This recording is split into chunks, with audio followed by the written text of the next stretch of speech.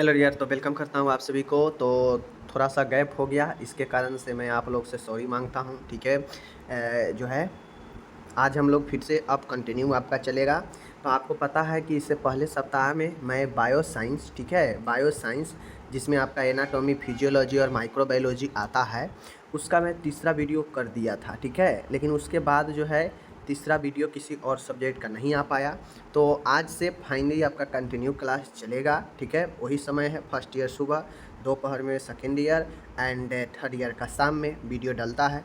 आप लोग कंटिन्यू आकर आप बने रहिए, देखते रहिए। ठीक है, जो भी असुविधा हुआ उसके लिए खेद है, सॉरी। ठीक है, सबसे पहली बात मैं बता दूं कि बिहेवियर साइंस, बायो साइंस का मैंने कर दिया था तीसरा वीडियो। ठीक है, तो आज जो है आपका बिहेवियर साइंस चलेगा, इसके बाद फंडामेंटल, इसके बाद कम्युनिटी इस सप्ताह में। ठीक है ना। चलिए, बिहेवियर साइंस वीडियो नंबर तीसरा है, समझ गए। चलिए हम लोग देखते हैं बिहेवियर साइंस में क्या आता है। आपका आता है साइकोलॉजी और आपका आता है सोशियोलॉजी। ठीक है, तो यही आपका बिहेवियर साइंस है। शुरू करते हैं। सबसे पहला है कि structure of mind, explain level of mind. ठीक है, हमसे ये पूछा गया है कि मन की संरचना क्या होती है, मन की संरचना। ठीक है, और मन के विभिन्न अवधारणा या स्तर को समझाना है। ओके, तो चलिए स्ट्रक्चर ऑफ माइंड को हम लोग आज देखेंगे, एक्सप्लेन लेवल ऑफ माइंड। ठीक है, स्ट्रक्चर ऑफ माइंड और माइंड के जो अवधारणा है, जो स्तर है, उसके बारे में भी हम लोग देखेंगे। यहाँ पे कह रहा है स्ट्रक्चर ऑफ माइंड, मन की संरचना क्या होती है। देखिए, मन को गतिमान, समग्र, डायनेमिक होल माना गया है। मन का विकास मनुष्य की उम्र के साथ होता रहता है। ठीक है, देखिए मन, साइकोलॉजी में मन को जो है यहाँ पे आपका मस्तिष्क को डिनोट किया गया है। ठीक है, मन और मस्तिष्क, तो ये बातें को आप लोग समझिए यहाँ पे।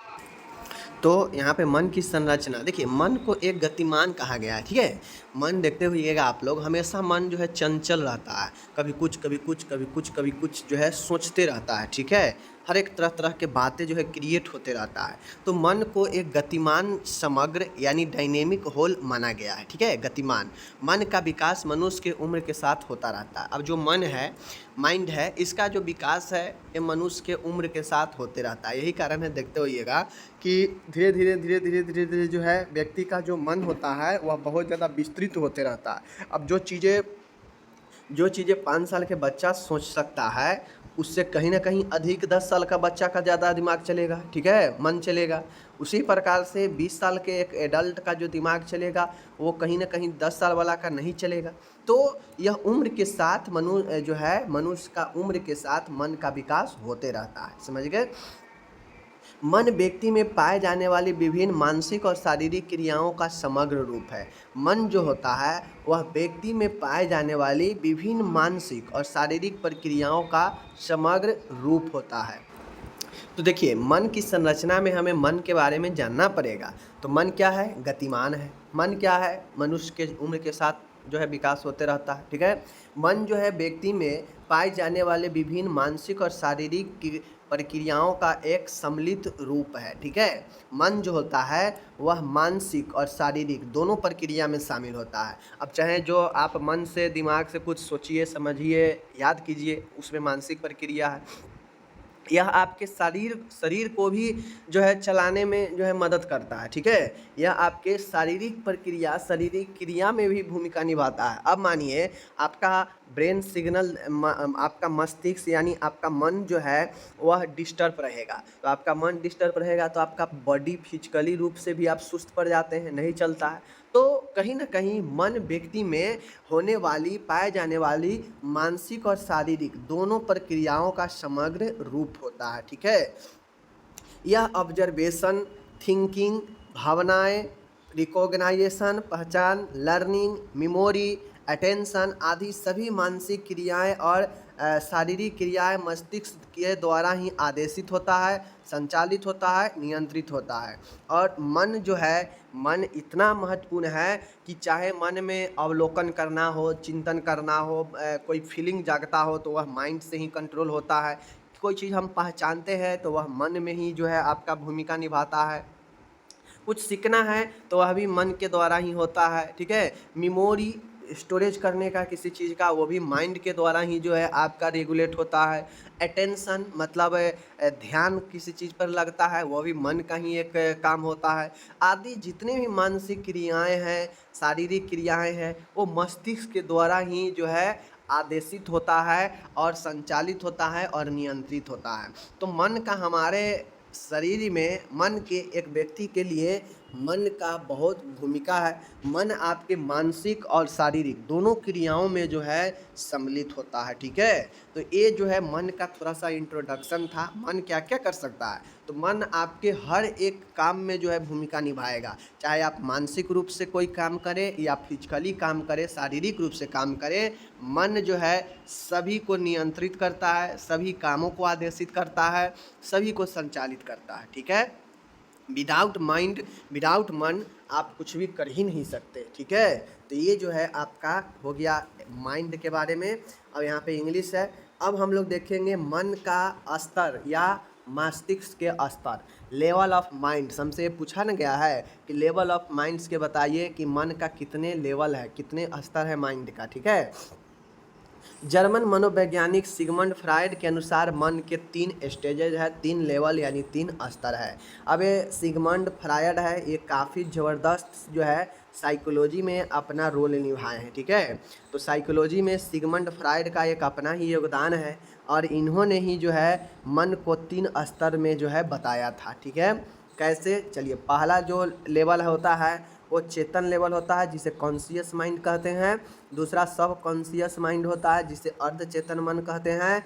अचेतन मन होता है, जिसे अनकॉन्शियस माइंड कहते हैं। तो सबसे पहले माइंड, लेवल ऑफ माइंड में 3 चीज़ें याद रखिएगा कि सिगमंड फ्रायड ने 3 लेयर में बांटा, ठीक है। कौन कौन? कॉन्शियस माइंड मतलब चेतन, ठीक है। सब कॉन्शियस माइंड मतलब अर्धचेतन, ठीक है। और अनकॉन्शियस माइंड मतलब अचेतन। ये तीनों चीज़ों को ध्यान में आपको रखना है, एक एक करके समझना पड़ेगा।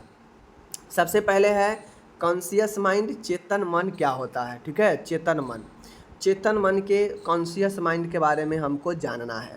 चेतन मन केवल जागरूक अवस्था में ही कार्य करता है। अब कॉन्शियस माइंड जो होता है, जब हम एक्टिव होते हैं, जब हम जागरूक होते हैं, तभी ये काम करता है, समझिए। ये काफ़ी महत्वपूर्ण है। देखिए, बहुत लोग नहीं समझ पाते हैं इस चीज़ को, आपको समझना होगा कि जो चेतन, जो कॉन्शियस माइंड होता है, वह सिर्फ केवल जागरूक अवस्था में ही कार्य करता है। आप लोग देखते होइएगा कि जब आपका मन किसी कार्य में नहीं लगता है तो लोग क्या कहता है, कॉन्शियस होकर ये काम करो, कॉन्शियस होकर जो है सीखो, ऐसा कहता है ना।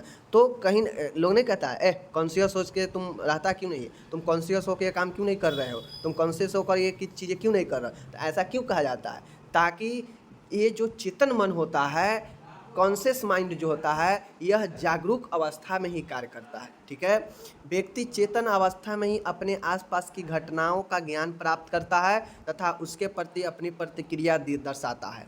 जब आपका माइंड एक्टिव होता है, जागरूक होता है, तो आपके आसपास जो भी घटना, जो भी चीज़ें होता है, आप उसके बारे में समझ पाते हैं, उसको प्रतिक्रिया दे पाते हैं। आपके आसपास में जो भी चीज़ें हो रहा है, जो भी चीज़ें घटित हो रहा है, उसके बारे में आपको ज्ञान प्राप्त कब होता है, कब आप उसके प्रति जो है अपने प्रतिक्रिया दर्शाते हैं, जब आपका माइंड चेतन अवस्था में होता है, कॉन्शियस माइंड होता है, ठीक है।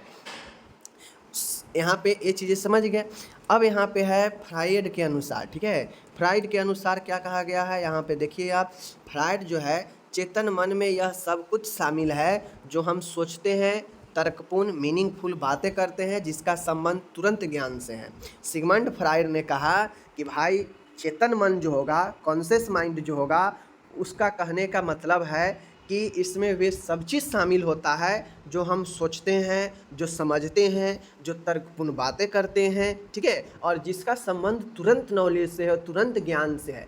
इसका मतलब है कि जैसे हम अभी कोई काम कर रहे हैं, हमारे आसपास कोई घटना हो रहा है, उसके बारे में हम समझें, उस पर हम अपनी प्रतिक्रिया दें, ठीक है। तो या फिर हम पढ़ाई कर रहे हैं, ठीक है, हम कुछ याद कर रहे हैं, तो ये सब कॉन्शियस माइंड में होता है। क्योंकि कॉन्शियस माइंड कब काम करता है, जब हम एक्टिव रहते हैं। अब जब एक्टिव रहते हैं तो हम अपने आसपास के चीज़ों को समझ पाते हैं, उस पर अपनी प्रतिक्रिया दे पाते हैं, ज्ञान उस पर अर्जित कर पाते हैं। तो ये कॉन्शियस माइंड का एक महत्वपूर्ण चीज़ है, ठीक है। हमारे जीवन में जागरूकता लाई जा सकती है और ये हमारी स्मृति में शामिल है। ठीक है। अब इन्होंने कहा कि हम जो है चेतन मन, जो कॉन्शियस माइंड है, इससे अवेयरनेस लाई जा सकती है, जागरूकता लाई जा सकती है, ठीक है, और ये हमारी मेमोरी में शामिल रहता है, ठीक है। तो कॉन्शियस माइंड व्यक्ति को एक्टिव टाइम को दर्शाता है, ठीक है। चाहे उस समय आप कोई काम कीजिए, आपके आसपास कोई घटना हो, आप पढ़े लिखे, आप कोई चीज़ समझ रहे हैं, ठीक है, आप कुछ सीख रहे हैं, ये सब कॉन्शियस माइंड में होता है क्योंकि यह एक्टिव समय में चल रहा होता है, ठीक है। और इसमें जागरूकता जो है लाई जा सकती है, मेमोरी में शामिल कर सकते हैं चीज़ों को, यह सब जो है कॉन्शियस माइंड में होता है। बातें को समझ गए? चलिए, फ्रायड के अनुसार चेतन मन को दो भागों में बांटा जा सकता है, ठीक है। फ्रायड के अनुसार जो चेतन मन है इसके दो भागों में बांटा जा सकता है, ठीक है। एक होता है फोकस ऑफ कॉन्शियसनेस, चेतना का केंद्र, ठीक है। फ्रायड के अनुसार जो कॉन्शियस माइंड है इसको दो भागों में बांटा गया, ठीक है। एक है फोकस ऑफ कॉन्शियसनेस और एक है आपका मार्जिन ऑफ कॉन्शियसनेस, ठीक है। देखिए, फोकस ऑफ कॉन्शियसनेस, देखिए चेतना का केंद्र, जो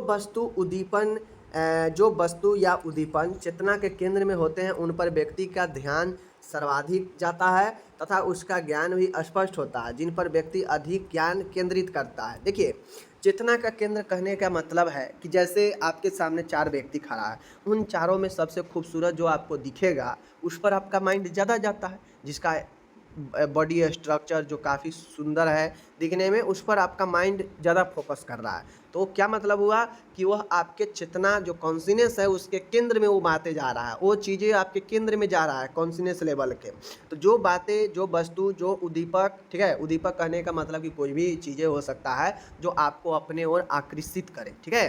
तो चेतना के केंद्र में वो बातें जाता है जिस पर आपका ध्यान बहुत ज़्यादा होता है, ठीक है, जिस पर व्यक्ति का ध्यान सर्वाधिक होता है और उस पर ध्यान स्पष्ट। अब जैसे मान गए कि आपके सामने चार रंग की मिठाई रखा जाए, नहीं, चार मिठाई छोड़ दीजिए, मतलब चार रंग के खाने वाला सामान रखा जाए और उसमें से जो आपको सबसे ज़्यादा पसंद होगा आपका ध्यान उस पर ज़्यादा जाता है, मन उस पर जो है ज़्यादा जाएगा, और जब उस पर मन ध्यान ज़्यादा जाएगा तो आपके माइंड में सबसे क्लियर दर्शन रहेगा कि मुझे ये खाना है, क्लियर रहेगा, ठीक है, और उस पर ही ध्यान आपका केंद्रित रहता है।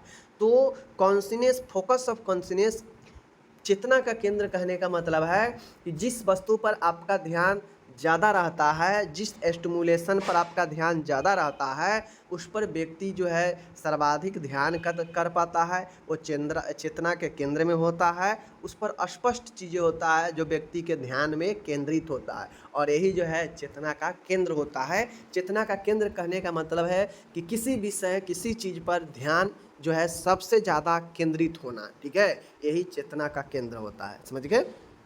पहला हो गया। अब इसका बी नंबर का है मार्जिन ऑफ कॉन्शियसनेस, ठीक है, margin of consciousness, margin of consciousness. अब दूसरा इसका है, हम क्या पढ़ रहे हैं, हम क्या पढ़ रहे हैं पता है ना, तीन कॉन्शियसनेस का हम पार्ट पढ़ रहे हैं, चेतन मन का पार्ट पढ़ रहे हैं। पहला हो गया फोकस ऑफ कॉन्शियसनेस, ठीक है। दूसरा है चेतना का सीमा प्रदेश, मार्जिन ऑफ कॉन्शियसनेस। पहला तो केंद्र था, अब है चेतना, मतलब चेतन मन के आसपास, बाउंड्री, ठीक है, जैसे होता है ना, जैसे मान गए कि जो है ये चेतना है, ठीक है, ये चेतन मन है, ठीक है, ये चेतन मन की एरिया है, ठीक है, ये चेतन मन की एरिया है। अब इस बीच में, अब इसके अंदर में कोई चीज़ें आएगा तो वह जो है क्या कहाएगा, फोकस कहाएगा, एकदम ध्यान केंद्रित होगा चेतन के अंदर, तो वो फोकस ऑन कॉन्शियसनेस मतलब चेतना का केंद्र कहलाएगा, ठीक है। लेकिन अगर हम कोई चीज़ पर ध्यान कर रहे हैं, वो ध्यान वो किसी स्टिमुलेट पर, किसी व्यक्ति, किसी वस्तु पर मेरा ध्यान अगर इसके सीमा के आसपास हो या इसके नज़दीक हो तो जो है यह चेतन मन का सीमा प्रदेश, मार्जिन ऑफ कॉन्शियसनेस कहलाता है। जो इसके बाउंड्री के आसपास होगा, अंदर होगा तो कहा जाएगा फोकस, केंद्रन, ठीक है, लेकिन इसके आसपास होता है तो उसे मार्जिन ऑफ कॉन्शियसनेस कहते हैं, ठीक है, समझ गए। चलिए, चेतना के केंद्र के आसपास, चेतना के केंद्र के आसपास मतलब फोकस ऑन कॉन्शियसनेस, मतलब चेतना के केंद्र जो है उसके आसपास जिसमें स्थित उद्दीपक धुंधले या अस्पष्ट दिखाई देते हैं, चेतना का सीमा प्रदेश कहलाता है। मैंने बता दिया कि जैसे इसके अंदर चेतना है, ठीक है, इसके अंदर चेतना है, इसके अंदर होगा तो फोकस हो जाएगा, जो क्लियर इमेज बनता है, क्लियर चीज़ें दिखता है, ठीक है, माइंड में। लेकिन इसके बाहर, बाउंड्री के बाहर आसपास जो चीज़ें तस्वीर बने, ध्यान में जाए, वह धुंधले या अस्पष्ट दिखाई देते हैं, जिसे हम लोग सीमा प्रदेश कहते हैं, ठीक है, सीमा प्रदेश कहते हैं। तो ये मार्जिन ऑफ कॉन्शियसनेस आप लोग समझ गए, ठीक है। यह वह क्षेत्र है जिसके एक तरफ उद्दीपकों का तो व्यक्ति को स्पष्ट ज्ञान होता है, परंतु दूसरी तरफ स्थित उद्दीपकों का स्पष्ट ज्ञान नहीं हो पाता है, ठीक है। मतलब यह जो मार्जिन ऑफ कॉन्शियसनेस है, इसमें चीज़ें 50-50 होता है। एक चीज़ें स्पष्ट दिखेगा भी, दूसरे तरफ यह नहीं भी दिखता है, यानी मामला 50-50 होता है। इसीलिए यह जो है सीमा प्रदेश की बात करता है कि कॉन्शियसनेस ऑफ माइंड का जो है आपके focus on consciousness, focus of consciousness का या आसपास के चीज़ें होता है, वह आपके मार्जिन होता है, ठीक है। ये चीज़ें समझ गए। अब आता है यहाँ पे इसके विशेषता, कैरेक्टरिस्टिक, ठीक है। कैरेक्टरिस्टिक मतलब होता है विशेषता, और विशेषता हम लोग किसका देखेंगे, किसका देखेंगे, कॉन्शियसनेस ऑफ माइंड, मन का चेतना अवस्था, ठीक है। चेतन अवस्था, चेतन में मन निम्न विशेषताएं पाई जाती है। चेतन मन जो कॉन्शियस माइंड होता है, उसका क्या विशेषता होता है। चेतन माइंड का विशेषता है कि यह मन की जागृत अवस्था होता है, एक्टिव सिचुएशन, एक्टिव जो है पल होता है। जब हमारा मन एक्टिव होता है तो उसे कॉन्शियस अवस्था में हम लोग कहते हैं, ठीक है। इसमें निरंतर परिवर्तन होता है, और जब हमारा माइंड एक्टिव रहता है तो देखते होइएगा तरह तरह के बातें, तरह तरह की चीज़ें जो है मन में चलते रहता है, तो इसमें निरंतर परिवर्तन होते रहता है। चेतना मार्गदर्शन का काम करती है। जो कॉन्शियस होता है, जो कॉन्शियस होता है, यह क्या करता है, हमें निरंतर मार्गदर्शन का काम करते रहता है, ठीक है। चेतना में निरंतर जो है निरंतरता जो है होती है। चेतना में जो होती है वह एक इसेंशियलिटी होती है, मतलब निरंतरता होती है। बातें को ध्यान में ठीक से देखिएगा। तो ये जो है यह वस्तुओं को सकारात्मक या नकारात्मक दोहरे रूप में देखती है। अब जब आपका माइंड चलते रहता है तो देखिएगा कि आपके माइंड में निगेटिव बातें, पॉजिटिव बातें दोनों चलते रहता है, ठीक है। कोई व्यक्ति है, कोई सुंदर व्यक्ति दिख गया तो उसके बारे में आपको निगेटिव ख्याल भी आएगा, पॉजिटिव ख्याल भी आएगा, तरह तरह के। तो यह एक्टिव माइंड हमारा निगेटिव पॉजिटिव, चूँकि कहा ही गया है कि माइंड काफ़ी चुलबुला होता है, ठीक है।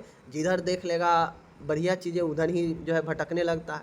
तो यह एक कॉन्शियस जो है होता है, चेतना का अवस्था होता है, जिसमें हमारा माइंड चुलबुल होता है, जागृत होता है, ठीक है। निरंतर पर चेंजेज, परिवर्तन होते रहता है। यह मार्गदर्शन का भी काम करता है, लेकिन ठीक है, इसमें निरंतरता पाई जाती है। इसमें वस्तु के प्रति सकारात्मक और नकारात्मक दोहरे रूप देखने को मिलता है। तो ये आपका हो गया क्या चीज़, समझ गए, कॉन्शियसनेस ऑफ माइंड, मतलब जो माइंड का चेतना अवस्था है उसके बारे में मैंने आपको बता दिया, ठीक है। यहाँ पे अब इंग्लिश दिए गए हैं, आप इंग्लिश में चाहें तो इंग्लिश वाले, ये सारा PDF आपको nursingyan.com पर से वीडियो वाइज आपको मिल जाएगा, ठीक है। चलिए, दूसरा है अर्ध चेतन मन, सब कॉन्शियस माइंड। अब हम लोग पहला देख चुके हैं कॉन्शियस, अब दूसरा हम देख रहे हैं सब कॉन्शियस अर्ध चेतन, ठीक है, अर्ध चेतन। अब यहाँ पे देखिए, इसे प्री कॉन्शियस माइंड के नाम से भी जाना जाता है। सब कॉन्शियस को प्री कॉन्शियस माइंड के नाम से भी जाना जाता है। प्री कॉन्शियस माइंड, अर्ध चेतन मन व्यक्ति की साधारण स्मृति का प्रतिनिधित्व करता है। देखिए, जो अर्ध चेतन सब कॉन्शियस है, इसे प्री कॉन्शियस माइंड के भी नाम से जानते हैं, ओके। प्री कॉन्शियस में होता यह है, मतलब अर्ध चेतन मन में होता यह है कि यह व्यक्ति की साधारण मेमोरी को जो है लीड करता है, प्रतिनिधित्व करता है, समझ गए। इस भाग का संबंध ऐसी भूल हुई सामग्री से होता है जिसे इच्छा अनुसार कभी कभी याद किया जा सकता है, ठीक है। यह भूली हुई यादों को संग्राहक के रूप में काम करती है। अर्ध चेतन मन में होता यह है कि देखते होइएगा कि जब हम किसी चीज़ को, किसी वस्तु को, किसी आदमी को, आपको पता होगा, आप 6 महीना पहले किसी व्यक्ति को कहीं पर आप देखे हैं, वो व्यक्ति पुनः आपको दिखे तो आपको माइंड में तो भूल गए रहते हैं, बट आपको माइंड में एक ख्याल आता है, यार ये तो मैं किसी व्यक्ति को कभी देखा हूँ, ये मैंने तो चीज़ें लग रहा है जाना पहचाना है। इस टाइप से भूले हुए चीज़ों को जो रिकॉल होता है, रिकॉल कहाँ से होगा, पुनः याद कहाँ से होगा, ये सब कॉन्शियस माइंड से ही होता है, ठीक है। इसीलिए इसे जो है व्यक्ति के साधारण मेमोरी का जो है लीड करता है, प्रतिनिधित्व करता है। इस भाग का संबंध ऐसी भूली हुई सामग्री से होता है, मतलब इस जो भाग सबकॉन्शियस माइंड जो है इसमें ऐसी सामग्री से होती है, ऐसी भूली हुई सामग्री से होती है जिसे इच्छा अनुसार हम कभी कभी याद करते हैं, कभी कभी बुलाते हैं ज़रूरत पड़ने पर, तो वह सबकॉन्शियस माइंड में ही बातें रहता है। ठीक है, यह भूली हुई यादों को संग्राहक के रूप में काम करती है। ठीक है, यह जो है भूली हुई जो बात होता है उसको जो है संग्राहक मतलब कलेक्ट करने का काम जो है ये करती है, मतलब यह भूली हुई बातों को अपने अंदर रखता है। कौन? Subconscious mind. ठीक है, फ्रायड देख लीजिए, फ्रायड ने अर्धचेतन की तुलना बड़े कमरे से की है जिसमें लाखों बातें संग्रहित रहती है तथा इन्हें आवश्यकता अनुसार याद किया जा सकता है। यह एक प्रहरी डोर कीपर की तरह काम करता है, ज़रूरत पड़ने पर ही बातों को चेतन में जाने देता है। यह अधिकांश विचारों को अपने पास दमित रिप्रेस्ड करके संग्रहित कर लेता है। देखिए, फ्रायड ने कहा कि यह एक बड़े गोदाम, बड़े रूम की तुलना जो है अर्धचेतन मन को किया। अब अर्धचेतन मन कहने का मतलब था कि इसमें हम डेली रूटीन वाला, डेली एक्टिव वाला काम नहीं करते हैं। ठीक है, इस क्षेत्र में होता यह है कि जैसे हम बरसों पहले कोई काम किए थे, कोई किसी से मिले थे, किसी को देखे थे या कुछ भी याद किए थे, तो अभी हम वो भूल चुके हैं, तो वो अभी भूल चुके हैं तो बेसिकली वो कहाँ पे होगा? तो वह इसी सबकॉन्शियस माइंड में होगा, अर्धचेतन मन में होगा। ठीक है, जो एक बड़े लाखों जितने भी आपके जीवन में जो भूली हुई बातें हैं, जो जिसे आप पुनः ज़रूरत पड़ने पर याद कर सकते हैं और याद होता भी है, वैसे चीज़ें आपको यह सबकॉन्शियस में मिलता है। यह अधिकांश विचारों को अपने आसपास दमित करके संग्रहित कर लेता है, मतलब ज़्यादातर जो चीज़ें होता है, जो रिप्रेस्ड होता है आपके माइंड में, जो आपके विचारों को अपने आसपास दमित करके रखता है, स्टोर करके रखता है भूले हुए बातों को, वह सबकॉन्शियस माइंड ही होता है। बातों को समझ गए? चलिए, इसका विशेषता क्या होता है? अर्धचेतन मन का क्या विशेषता है? तो यह चेतन मन की अपेक्षा अधिक विचारों को संग्रहित करता है। अब जो आपका कॉन्शियस माइंड है, कॉन्शियस जो चेतन मन है, वह एक प्रकार से रैम की तरह काम करता है, रीड रैंडम एक्सेस मेमोरी, मतलब सिर्फ जब कंप्यूटर चालू रहता है तो रैम मेमोरी एक्टिव रहता है। उसी प्रकार से जब आपका माइंड एक्टिव है, जब आपका माइंड जागृत है, तो आपका कॉन्शियस माइंड काम करता है। ठीक है, चेतन मन।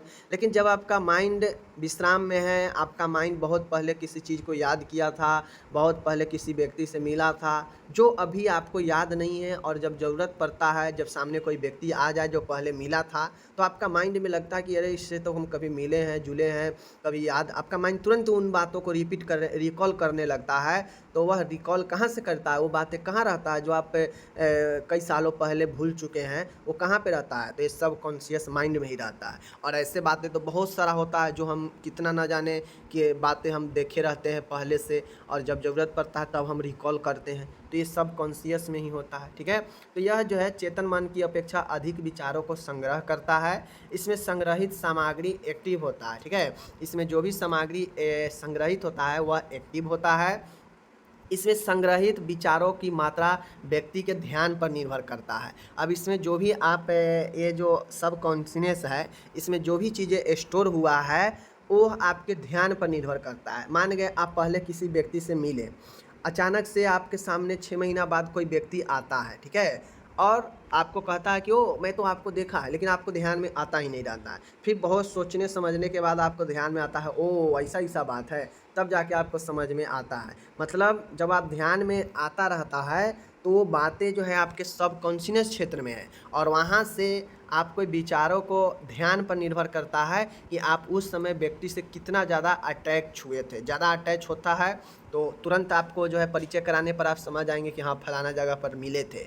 लेकिन बहुत बताने के बाद भी अगर नहीं आपको याद आता है तो वह आपका मतलब है कि वह ध्यान वहाँ पे गड़बड़ था, सही नहीं था। ठीक है, इसमें संग्रहित विचारों को चेतन मन में लाया जा सकता है। अब ये जो चीज़ें होता है, जो सबकॉन्शियस माइंड में जो बातें होती है, जो चीज़ें होती है, उसको ज़रूरत पड़ने पर आप कॉन्शियस माइंड में ला सकते हैं, एक्टिव अवस्था में ला सकते हैं ज़रूरत पड़ने पर। ठीक है, तो यही आपका सबकॉन्शियस माइंड हो गया। समझ गए चीज़ों को?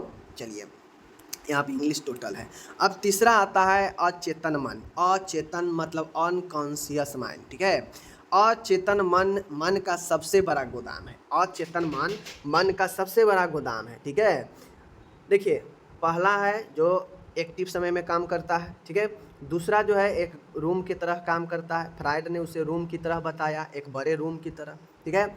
और ये अचेतन मन है जो एक बड़े गोदाम की तरह काम करता है, जो एक रूम से भी बड़ा होता है गोदाम, ठीक है ना, जिसमें जीवन भर की दमित इच्छाएं, भावनाएं, विचार, अनुभव संग्रहित करते हैं, ठीक है। यदि कोई सामग्री अचेतन मन में चली जाती है तो उसे याद करना या चेतन में लाना मुश्किल हो जाता है। अब आप लोग देखते होइएगा कि हम अपने जीवन में न जाने कितने सारे कंडीशन, कितने सारे व्यक्ति, कितने सारे बातों, कितने सारे चीज़ों को हम लोग याद किए रहते हैं, मिले रहते हैं, पढ़े रहते हैं, समझे रहते हैं, बट बहुत दिनों बाद बहुत चीज़ों के जो है हम लोग भूल जाते हैं, ठीक है। फिर उससे हम लोग जब याद कभी करने का प्रयास करते हैं या फिर हम लोग कभी ये भी सोचते हैं कि हम पढ़े हैं नहीं पढ़े हैं, तो वैसे बातें आपको माइंड में रहता भी नहीं है।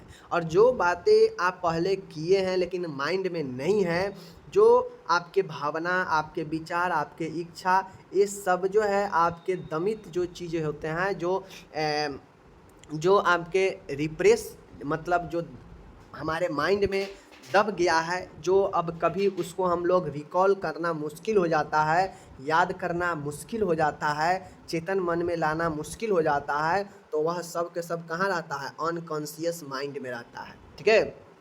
तो हम अपने जीवन में मुख्यतः 3 ही अवस्थाओं में चलते हैं। एक होता है जो हम काम अभी एक्टिव है उस समय जो ध्यान देते हैं, जो चीज़ें करते हैं, तो वह कॉन्शियस माइंड में होता है। दूसरा है हम पहले पूर्व में कोई चीज़ किए हैं और अभी याद करने पर अगर हमारे माइंड से याद आ जा रहा है चेतन मन में, एक्टिव अवस्था में, तो वह बातें, वह चीज़ें कहाँ था पहले? सब कॉन्शियस एरिया में, सब कॉन्शियस माइंड के क्षेत्र में।